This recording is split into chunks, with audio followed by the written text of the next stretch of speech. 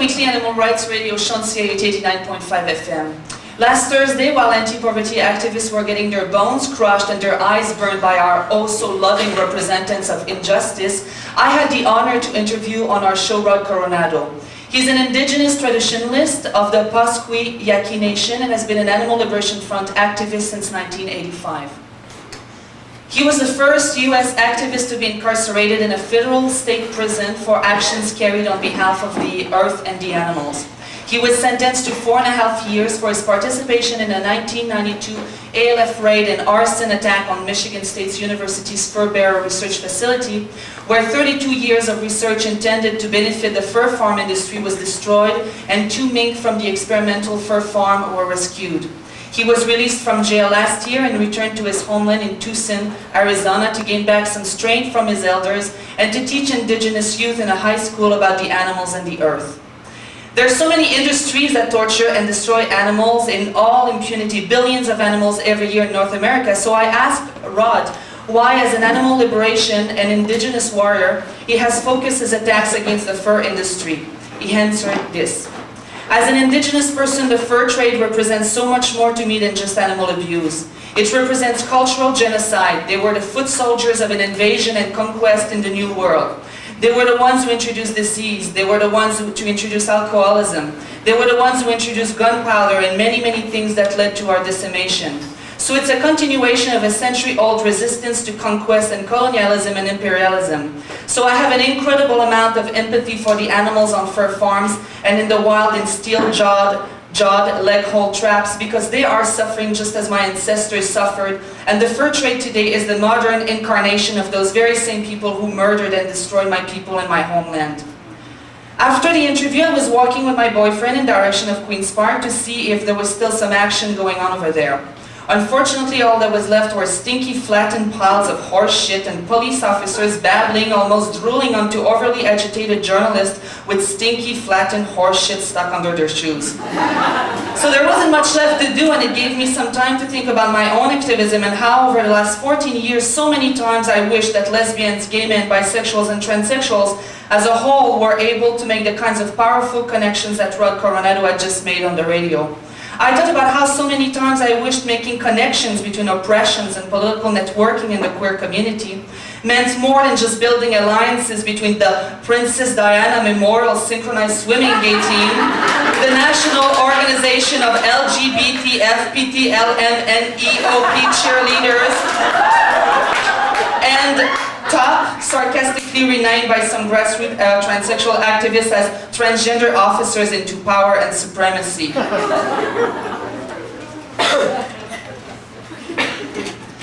How many times did I feel like asking queer people what they will do once they obtain same-sex benefits all across the board, once they have the right to marry and even get the Pope's benediction for it, once they own Canada Wonderland and the Maple Leaf Garden,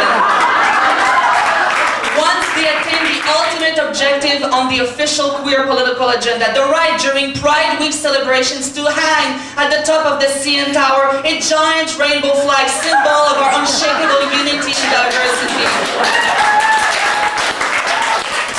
Then what will happen, I ask? Are they going to comfortably sit at home on their lazy queer asses? What are they going to do once they've become respectable enough citizens to occupy half the seats of the Reform Party?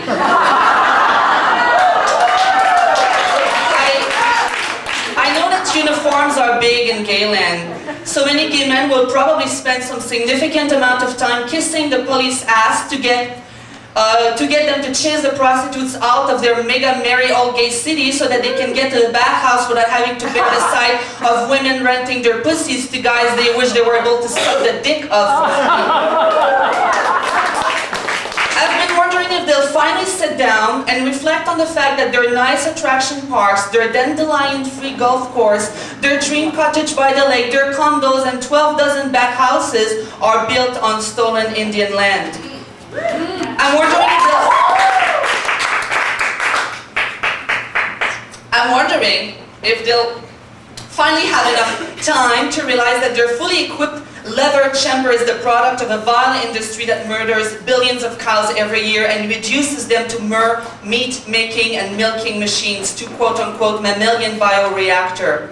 I'm wondering if they'll think about the inhumane working conditions and the deadening of workers from racial and cultural minorities in slaughterhouses in the United States. I'm wondering if thinking about these things will make them women and men enough, human and humane enough to transform their chamber into a 100% post-consumer leatherette boudoir. I was 16 years old when I saw on television a documentary showing animals, coyotes, foxes, minks, wolves, birds, raccoons, and lynx agonizing for hours in Coney Bear and steel-jaw Lego traps and snares. I was so traumatized by what I saw that I immediately knew that these 12 minutes of footage had instantly and radically changed my life forever. Seeing these animals struggling in traps, chewing their own legs to get away, drowning underwater while trying to pull their head out of those metal claws that ripped their flesh, instantly brought back to my consciousness every single incident of violence and inhumanity I had ever seen perpetrated by human beings against other human beings or against animals. From the daily beatings that I endured in elementary and high school for years, to a certain white male teacher in my grade 7 class cracking jokes about the lips of a black student, to my uncle and aunt catching my 4-year-old cousin smoking and deciding to teach him a lesson by restraining him and burning his fingers with a lighter, to remembering watching Roots on television and seeing Kunta Kinte getting his foot hacked off by a plantation owner, to watching a film called Mourir à tue-tête in which a man beats up a woman, rapes her, and pisses on her at the end. To being forced by my parents to go ice fishing when I was about 5 years old and witnessing a group of 6 kids kicking and dismembering a large, live and struggling duck fish while their parents said, "When you're finished playing, come in the shack, we've got some nice hot chocolate for you." All of these images and many more came up to my mind and paralyzed me for hours. I've never been able since then to separate one from another.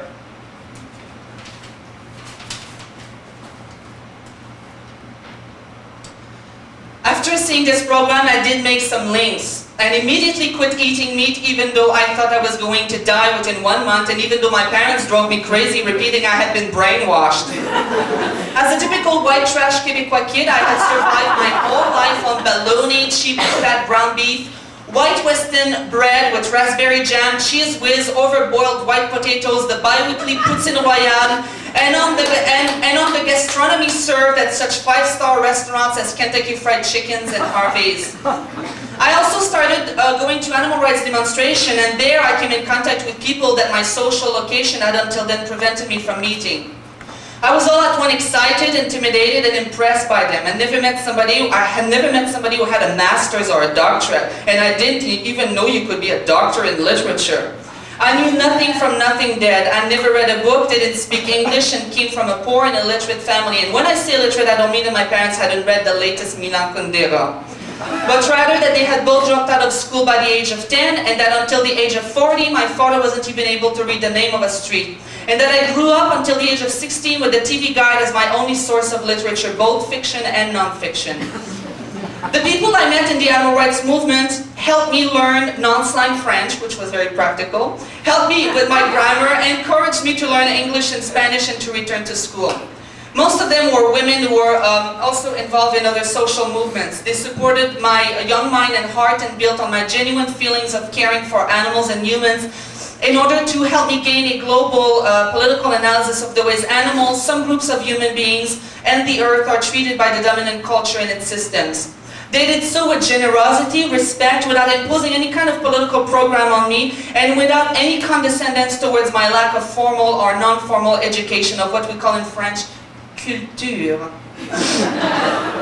Many of them were also lesbian feminists, so my first readings consisted of books by women like Tigresse Atkinson, Andrea Dworkin, Denise Boucher, Javette Marchessault, Marie-Claire Blais, and Anne-Marie Alonso. I felt stupid and discouraged often because I wouldn't understand what they were talking about. I especially had difficulty reading Nicole Brossard. I would inevitably fall asleep after one page.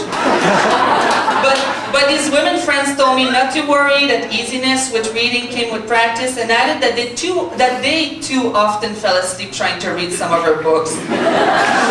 Anything else political I've done afterwards, any demonstration or petition or action or movement I've been a part of, is a direct result of the consciousness I've developed from the support of these animal rights activists and my overall involvement in the animal rights movement.